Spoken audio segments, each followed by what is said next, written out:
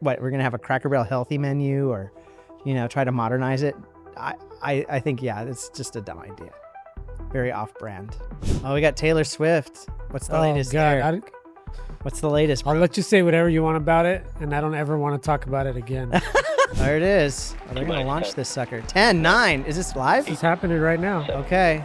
6, 5, 4, 3, 2, 1. Yeah. Sightbox, unbox, while we open the door. New podcast. So we were trying to generate a Cracker Barrel version of the Sightbox logo, Sightbox, Sightbox barrel. which went viral this week. Yep. Anyways, welcome back to episode 5 of the BoxPod. My name is Charlie, I'm Nathan. and we're the co-founders of Sightbox. And so we thought it would be appropriate to talk about this rebrand, since we do rebrands for a living, sort of, right? It's kind of a hot topic. It's kind of a hot topic, yeah. So, What was your initial reaction without all the hot takes and all the drama behind it? Well, I think and we were talking about this a little bit, is I think the actual issue people are having isn't so much the logo per se, as much as it is sort of this new positioning and new update, specifically the interior. I think the interior, the pictures I've seen are pretty uninspiring and just feel off character, So, I mean, I've probably eaten at Cracker Barrel once. I've probably been there once. Yeah, I've never been. And, it's sort of like, it's like a theme restaurant, right? Like, you remember Hudson's in El Paso? Dude, I do Remember that? It was like a 1950s, Yeah. thing with the old, the old Cadillac Yep. in the thing. And, it's just like that. It's like a themed restaurant. So unless what I don't understand is like they almost took themselves too serious. Like, no, you're just a theme. You're like a theme park restaurant. Like, you're like Rainforest Café. Like, imagine Rainforest Café like being like, no, we actually serve like really good Rainforest Cafe food. Like, no, it's a gimmick, right? Mm-hmm. Cracker Barrel's to me is a gimmicks restaurant. Right, there you go. Yeah. So the idea that they would take themselves serious and be like, no, we're gonna have a Cracker Barrel healthy menu, or try to modernize it. I think it's just a dumb idea. Very off-brand. And what's interesting, and I'll just pivot into this, we can move on, but at Sightbox, we have a thing we call Promise Market Fit. Yep. And Promise Market Fit is specifically aimed at preventing mistakes like this because you understand what that promise is. What's the promise you're making to your customers? And for Cracker Barrel, people obviously felt like this was off-brand. This is not the promise they made all these years. There you go. Cracker Barrel backed box. Bagged box. There it is. So Grok Good job, Grok. did not do a great job.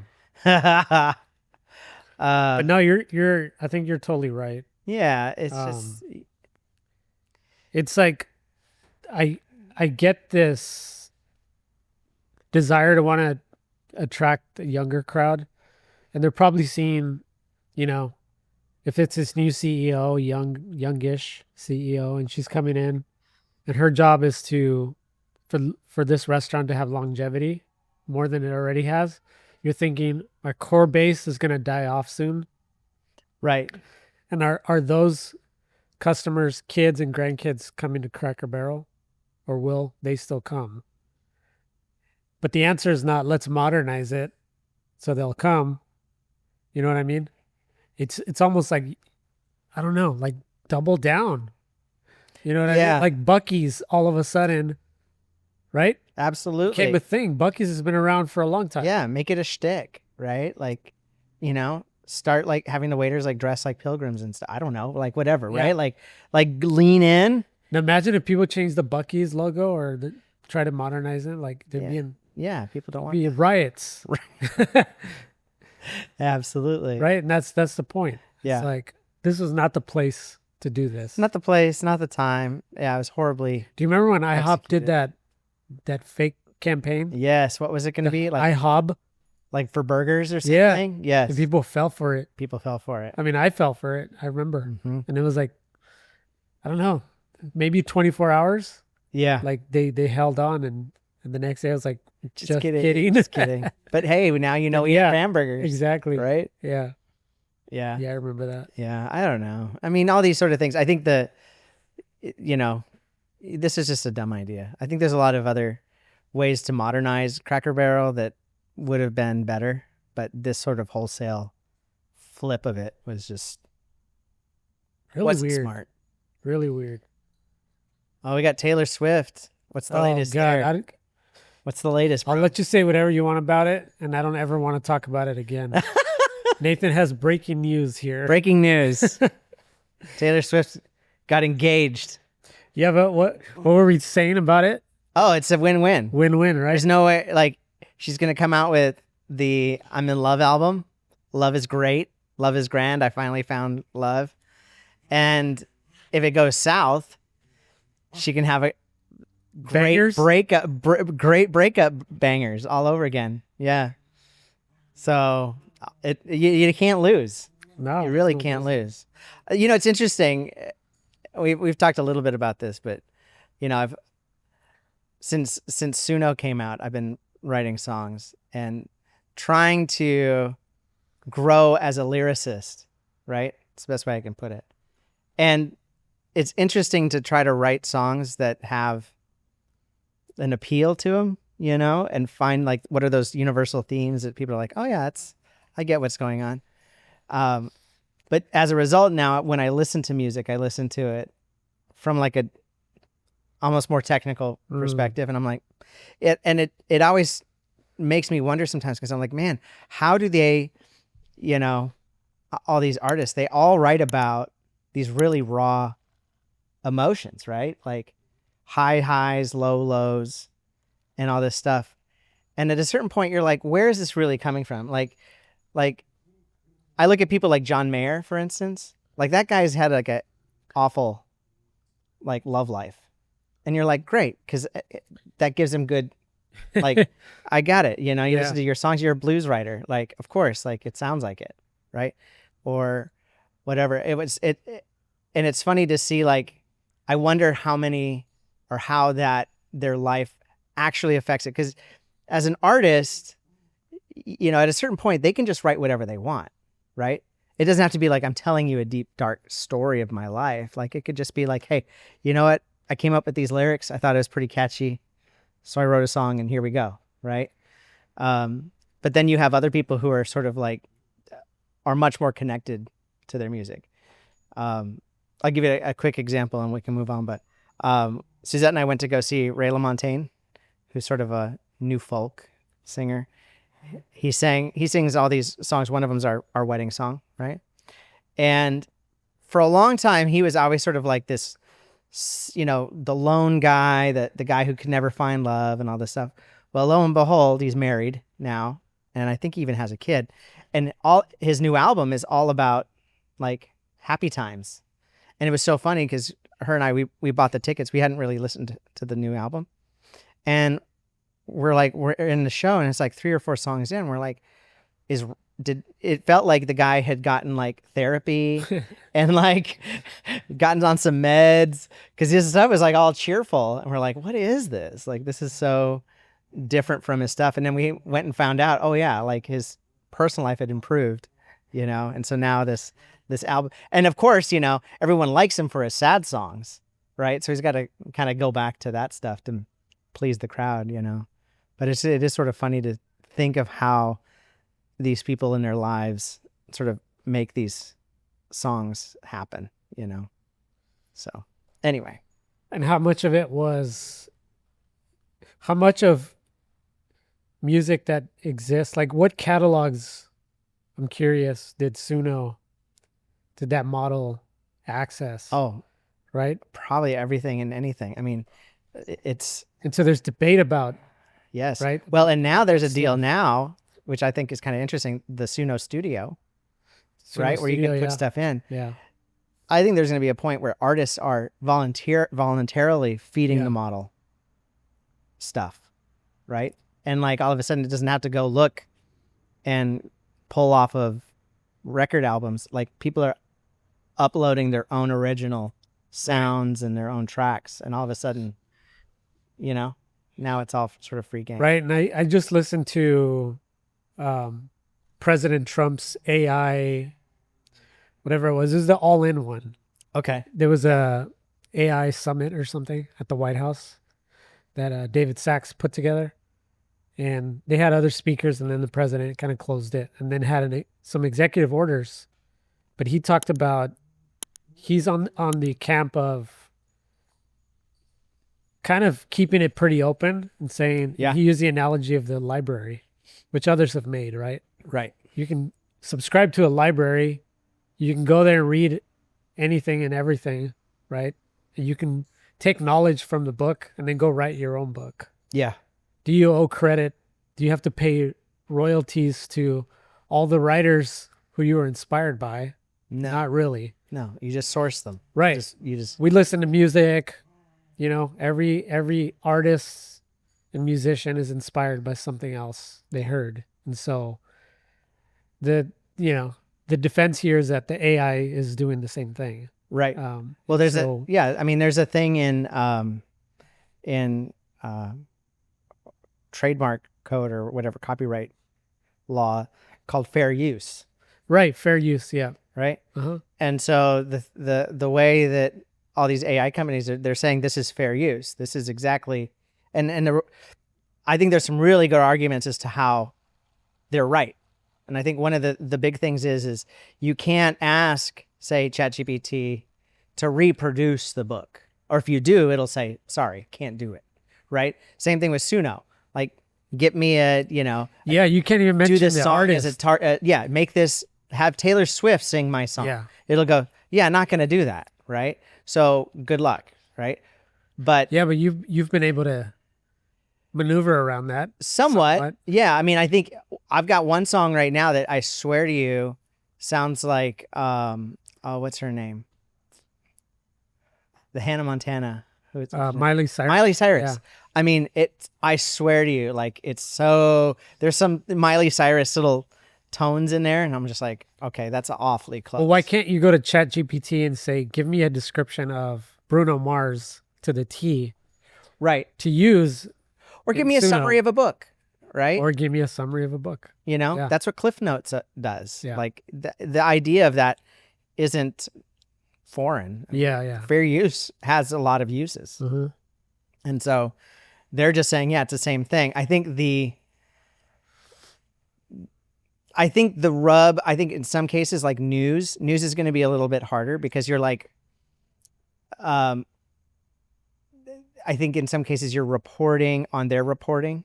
And so I don't know, maybe I'm wrong in that, but there are certain like things that sort of get cloudy and stuff. But I think the fair use will stand, right? Although I saw a thing earlier today, it said Perplexity just settled with a bunch of authors, like settled out of court. So I don't know what the agreements of that settlement were or what the allegations were, but I don't know, like to have I mean, this is where we're getting that thing about what is AI, right?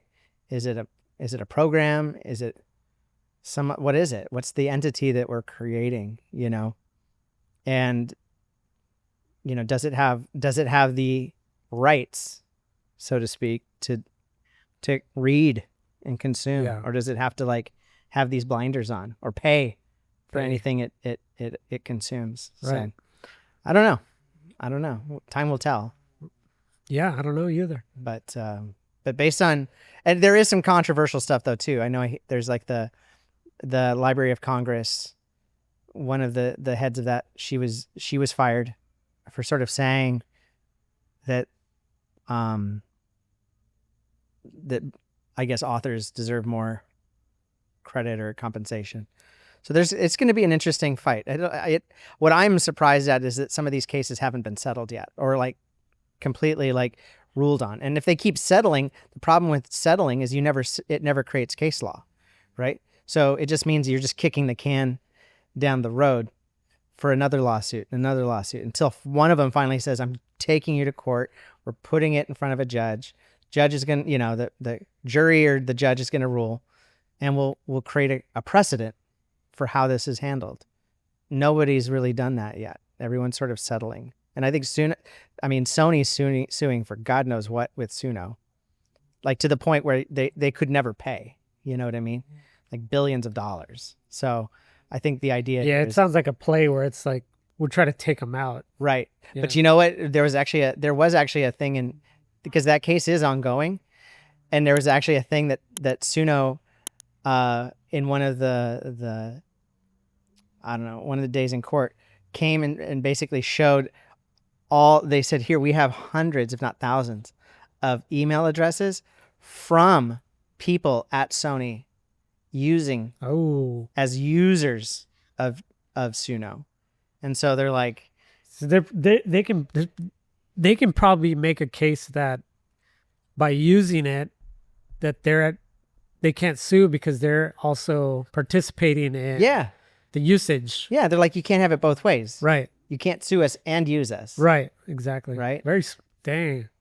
Whoever came up with that. I know. Like, yeah, right. What's funny about that is we've been watching all the spat between our friend Marcus Lemonis and Gavin Newsom all over X, which for context, if you don't know what's happening, we worked on Beyond, right? The global, I'll call it the corporate Beyond, last year, and Overstock and all that stuff. And we talked about it and all that. But this year, just a few weeks ago, they launched a concept store. Yes. Which we knew about. He showed us renderings of this thing last year when they were working on it. And it's called Bed Bath & Beyond Home. Right. Which shout out to you, because if anyone out there knows, Zach, you definitely want to clip this. Nathan fixed the Beyond logo, the Bed Bath & Beyond logo that everyone used to drive by, all designers and people that, have OCD or whatever you want to call it. When you'd see that Bed Bath and then Beyond was like Beyond, it like would stretch, skewed. Somebody did that in Photoshop or Illustrator, got the typeface and just did it on purpose. It's like the papyrus video, right? Right. Like they hurt that font on purpose. So SNL, if you're watching this, there's an idea for you. There Do you the go. Beyond with the same guy. What's his name? The actor. Yeah, dude, I'm horrible. For the papyrus guy. Yeah. But mine is blanking. Yeah, I can't. You look it up, papyrus. You do the Beyond bit, the same thing. You click it just like you click the avatar logo and just click. Somebody did that on purpose. Yeah. Then maybe he comes and gives me a hug because I fixed it. Yeah, it's actually the reverse. Yeah, I He's did the right happy. day. I was like, Yeah, it has a good ending. I got you. Yeah, I got you. Anyways, so yeah, Nathan fixed the logo. So thank you for doing You're that. welcome. Because these stores are coming back. They are. Yeah. And they've got there's an announcement that he put out, and he called out California. He did. Yeah. And he said, we're not opening stores in California because of A, B, and C. And it has to do with all the stuff we know, taxes, over-regulation. They just make it hard for business owners. Right. And then Gavin Newsom responded by basically mocking him. Yeah. Like, oh, the Bed Bath & Beyond that was bankrupt, or I don't know, something like that. And then Marcus responded with, this is what made me think of it. His response, and he did it to a couple of people, was like, thank you for shopping at bedbathandbeyond.com. So he threw it in. Yes. So that means he's either joking, or he went and said, he called someone and said, hey, can you check our customer database to see if the people that are trolling us bought from us? Right. Because they're acting like, oh, we would never. We don't know you got, like, you're dead. Who are you? Yeah. You know? And he did it a few times. It's like, they're throwing shade and they're like, thank you for shopping at Bed Bath & Beyond. Oh, that would just be crazy. Right? Yeah. Like, really, like, we brought the receipts. Literally Yeah, receipts. exactly. Literal receipts. The receipts. Yeah. It's kind of like when Elon, he started charging for the check mark, Yeah. and people were, going off on him, and he would just respond, "Thank you very much. Now pay me $7." Because he knew they were gonna pay. Yeah, They're not absolutely. gonna not have it. Yeah, don't play games. He's like, "Thank you yes, very much for appreciate your money. your feedback, but pay me $7." Now pay me $7. Hilarious. Yeah. But speaking of Elon, did you see the launch yesterday? No. What? It was a SpaceX launch. Oh, I heard one was Of- tabled or something.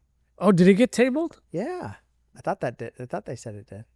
And the reason I asked you is because I didn't see one. Oh, Yeah, so this is probably it. yeah. Supposed to be a Starship, right?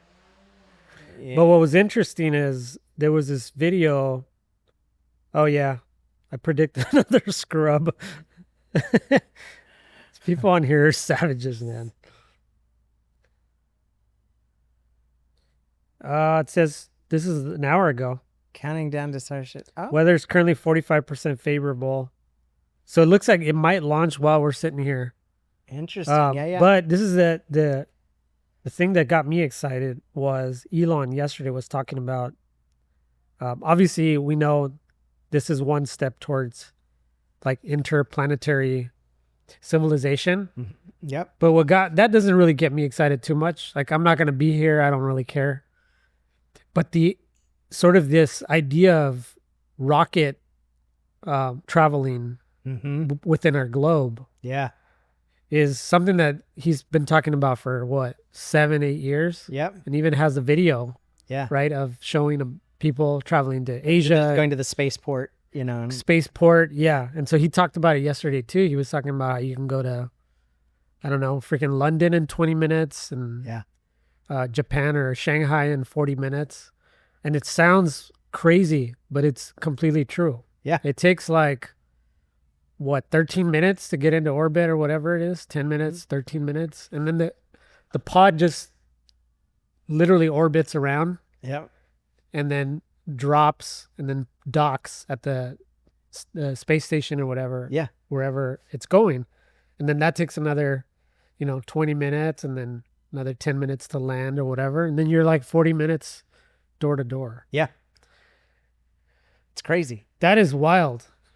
Because you imagine we're sitting here, or not us, but our kids or grandkids in 100 years. And they're saying, you guys wasted 24 hours in a plane In a plane. Yeah. traveling across the globe like that. Mhm. And then they do it in less than an hour. Yeah. We'll be like, yeah, that's how it was. It's like people that, walked. Yeah.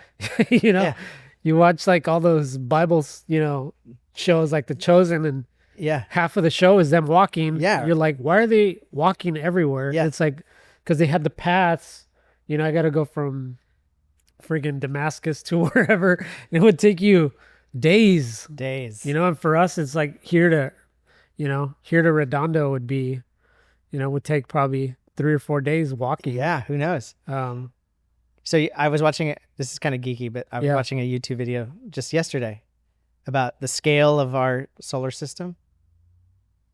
And if you were to drive, a little thing, if you were to drive a car 60 like road trip to the moon, how long do you think it would take you to get there?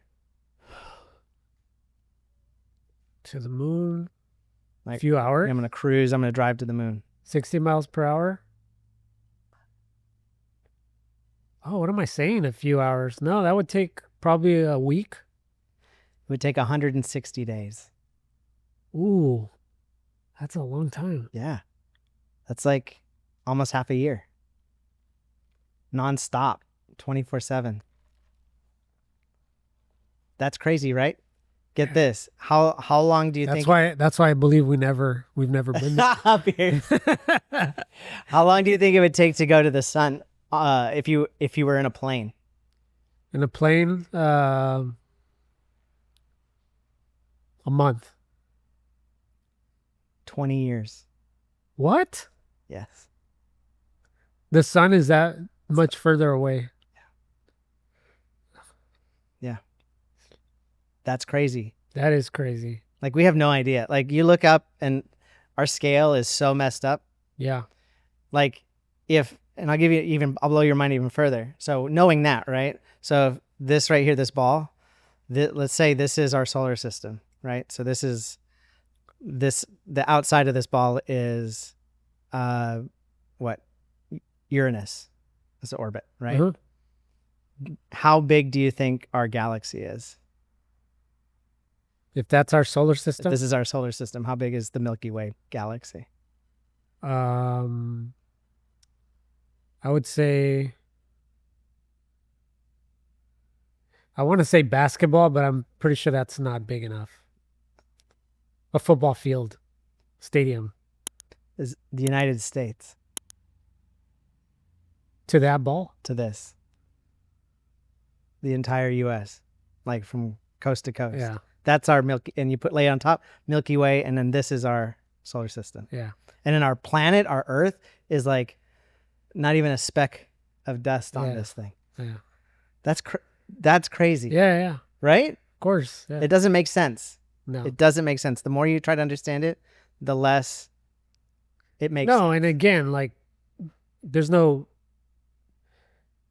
way around it. Like, especially for like guys like you and I that have a faith. Hey, look, I'm wearing my Hey, faith-based shirt faith-based. today. Yes, have faith in AI yes, right here, because the more and more people study it, they point to design, like a perfect design. yeah, Because like you said, if we're a speck on that's part of this giant thing. It all has to work perfectly yeah. just so we can be here and have breath and not burn from yeah, the It sun doesn't make sense. and not freeze at night from the Yeah. moon. Like, it has, and you've heard people talk about it. If it's off by even, the smallest bit, like, Yeah. we're toast. Like, Yeah. there's no life. Yeah, like the temperature of space, if it was a 1 degree warmer, Yeah. like everything would be It would different. be charred. Yeah. Yeah. So it's very bizarre the way it's balanced, the way it is. So what do you think then, knowing this, us believers and millions and billions of people that believe the same, what are we all supposed to do with AI? Or what are we all supposed to do about it?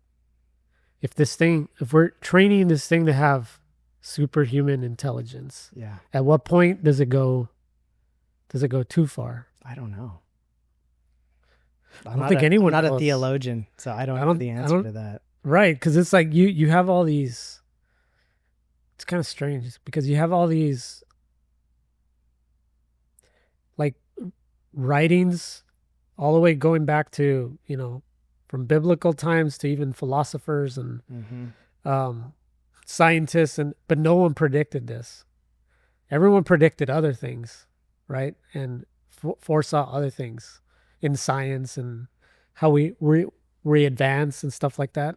But this, like an intelligence that is not human, like, who predicted that? No one. Well, sci-fi did, right? And Yeah, but that was more recent. yeah, Isn't that's it? much more recent. Yeah. Right. Yeah.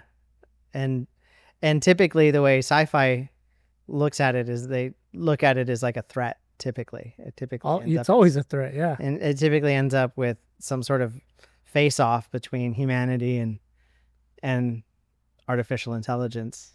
Yeah. So I'll tell you what's going to happen is if we don't handle the crisis in this, for sure in this country, but probably in a lot of the world with food and the consumption of all this garbage that we're eating, we're going to turn into the movie WALL-E.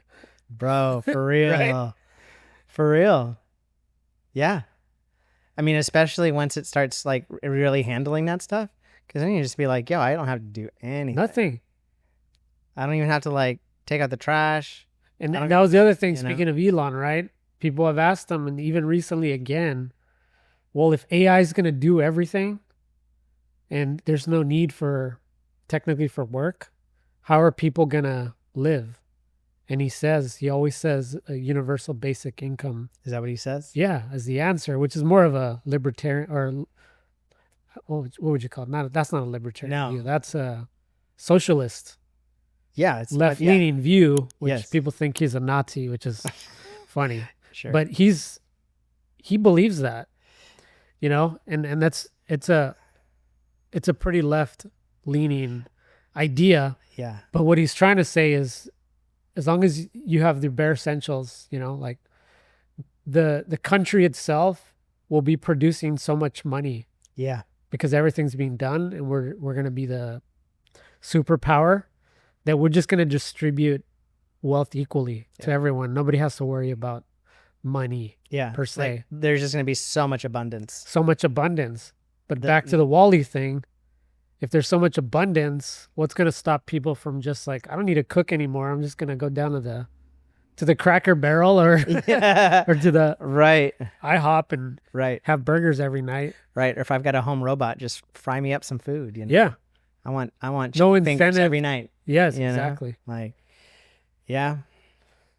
And then you just strap on your VR and go into this fantasy world, you know, and Just kick back. be whatever you want, be whoever you want to be. And it's like Mhm. it's like gonna be like the Matrix, Yeah. except a bunch of fatsos and, you know, and these robot, what do you call it, chair, Yeah, those dude. little car things, wheelchairs. Uh-huh. And that's it until Earth says we've had enough of you slobs, get out of here. Then they ship us into space, Right. right? Right. And the Earth here, nobody cultivates it. Yeah. And it just And then Wally sticks and around. then Wally sticks around and saves us all. Oh shoot. Crazy, man. Yeah. Yeah. One thing interesting before we go off from the SpaceX thing. Yeah. So they just finished, or they're just finished. Well, I shouldn't say they just finished. They're working on a factory in Texas. Right there at, well, I don't know what they call it, Space City or whatever they're trying to call that area. But the goal, get this, the goal, he's making it so that the goal of the factory is to build one Starship a day. One of those things. Per day? A day. Like that's what they're saying they're designing it for. Dang. Which sounds absolutely crazy. That's bonkers, man. But they're saying like that the space there is just massive what they've built. I've only seen a few pictures of it. That's But, crazy. Yeah. And then we were talking about the Optimus last week because we were playing with the little toy. Yeah, yeah. And then people are, I mean, obviously, again, we're talking about the 5 steps, thinking of the next 5 steps, right? Yeah.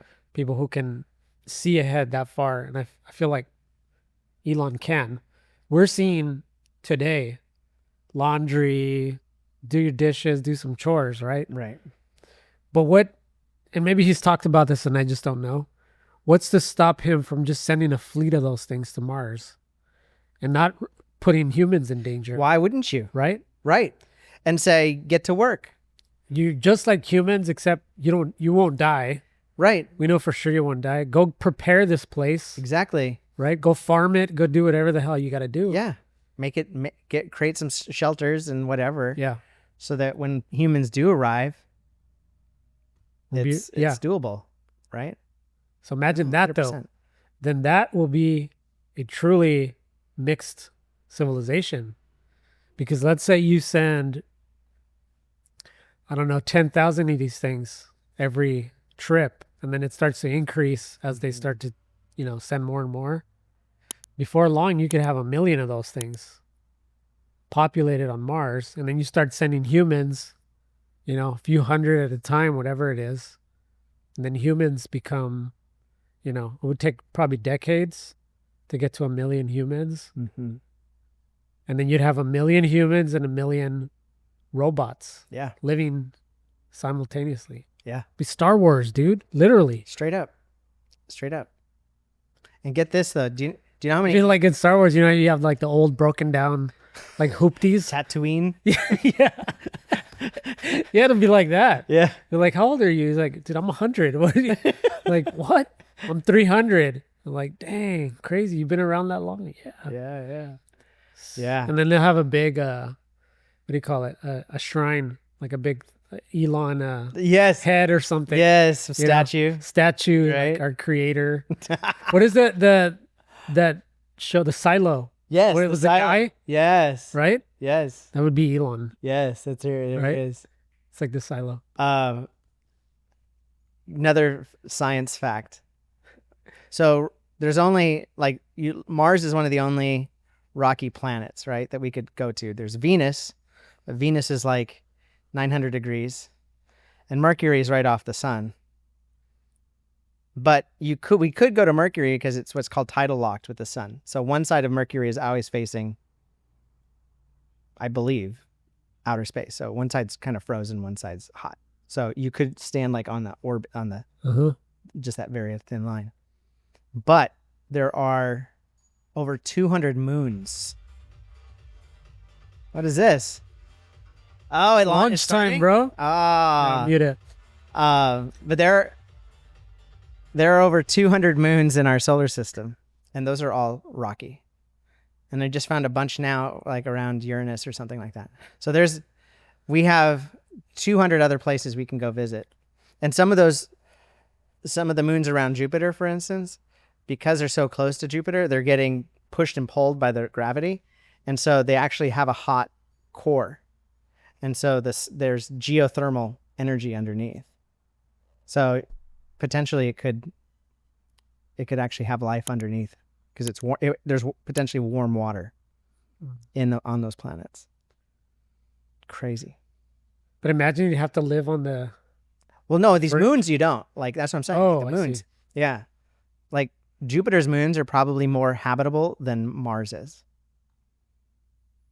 Because of the What's the journey there, though? Versus, like, Mars? Oh. I want to say... So SpaceX wants to get to Mars. They think they can do it in like 4 or 5 months. Yeah. One way. Dude, we sent a satellite to Saturn and it took like 4 years. So I don't imagine us doing any better. And those satellites just haul. Like they just go. So who knows? You know, we got to watch 2001 Space Odyssey. Oh, man. Remember that one? Yep. I think that takes them almost 5-10 years to get out to Jupiter. Anyway, it's crazy stuff, man. What a time to be alive. What a time to be alive. There it is. Oh, they're going to launch this sucker. 10, 9. Is this live? It's happening right now. Okay. 6, 5, 4, 3, 2, 1. Look at that sucker. We have liftoff. There he goes. Vehicles pitching downrange. Man, what a beast, huh? That's bigger than the Saturn V rocket, man. Gosh. It doesn't even, we have no idea of the scale of that thing. Booster chamber pressure. But look at how clean this burn is, right? Like, there's no smoke. Remember how in the space shuttle launches stuff? Like, that's all dust. That's not even smoke. Yeah, that's from the Earth. The dust from the Earth. Yeah, because it uses methane. 40 seconds into flight. 33 out of 33 wrapped engines. Power and telemetry nominal. Got a little Good piece of call-outs, metal healthy flapping right systems here. on the booster as it starts to pitch over the Gulf.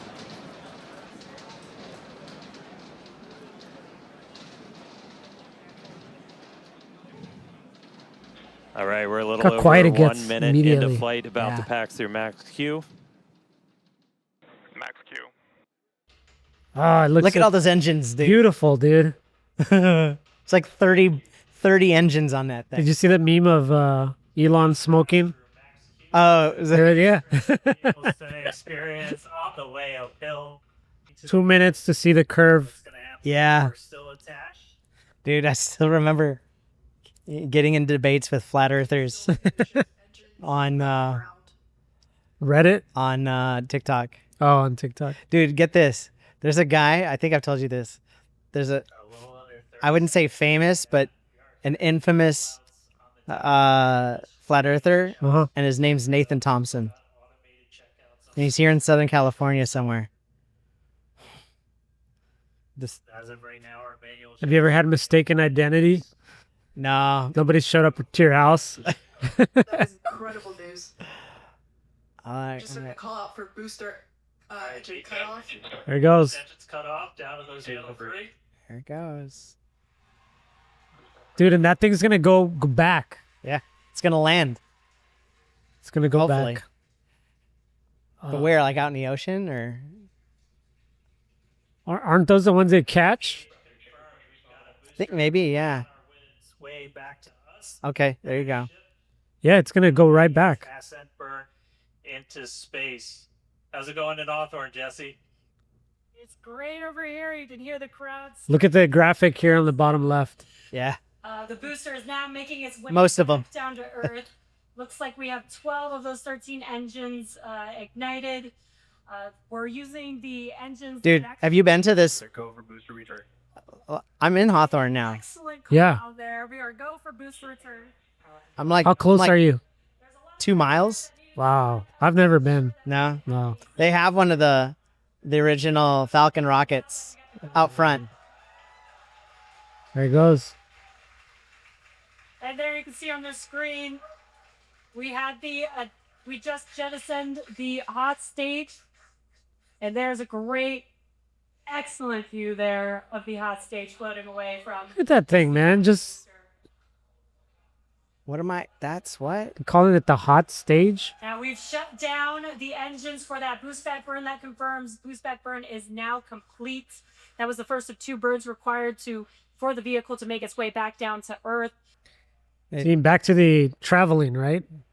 If that was a pod attached to that with humans, Firing its engines right now. you'd be in Tokyo in 20 minutes. Yeah. Faster than to cook a pizza, bro. Yeah. That's just crazy. You can call ahead. Hey, have my Put it in now. yeah, go. I'll be right there. Go to Italy. You know? And these views are just amazing. They've got some great UI designers, man. Again, the booster is currently making its way back to the tower today. So we're looking forward to a booster catch with the chopsticks. Yeah, the In catch. the meantime, you can see those grid fins there. Well, let's wrap this up so we can finish watching this launch. Yeah. Thanks for Seeing that in person. pause it. That was fun, man. What great timing, right? What Talking amazing about timing. space and I know. Here it all is. this cool stuff. This is our We space just episode. watched it live. Yes. So check us out on the next one. We'll catch you later. Peace. Sightbox, unbox, when we open the door. New podcast dropping like never before. Testing AI, here we got the cure. Founders for founders, the vision is pure.